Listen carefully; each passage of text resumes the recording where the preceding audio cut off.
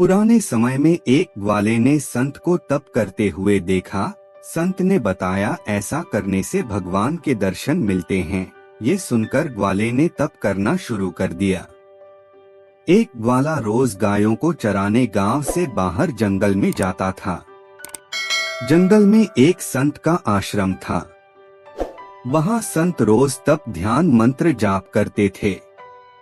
ग्वाला रोज संत को देखता तो उसे समझ नहीं आता था कि संत ये सब क्यों करते हैं। ग्वाले की उम्र कम थी।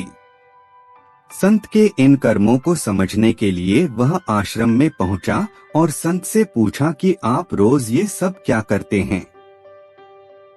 संत ने बताया कि मैं भगवान को पाने के लिए भक्ति करता हूँ।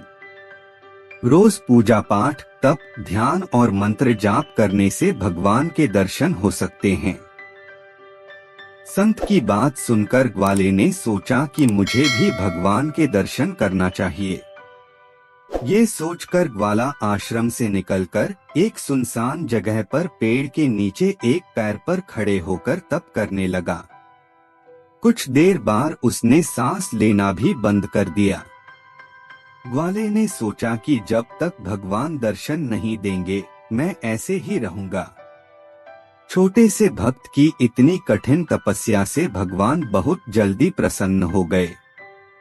वे ग्वाले के सामने प्रकट हुए और बोले कि पुत्र आंखें खोलो, मैं तुम्हारे सामने आ गया हूँ। ग्वाले ने आंखें खोले बिना ही पूछा कि आप कौन हैं? भगवान बोले कि मैं वही ईश्वर हूँ जिसके दर्शन के लिए तुम तप कर रहे हो। ये सुनकर ग्वाले ने आंखें खोल लीं, लेकिन उसने ईश्वर को कभी देखा नहीं था। वह सोचने लगा कि क्या ये ही वो भगवान हैं? सच जानने के लिए उसने भगवान को एक पेड़ के साथ रस्सी से बांध दिया। भगवान भी भक्त के हाथों बंध गए। ग्वाला तुरंत दौड़कर उस संत के आश्रम में पहुंच गया और पूरी बात बता दी।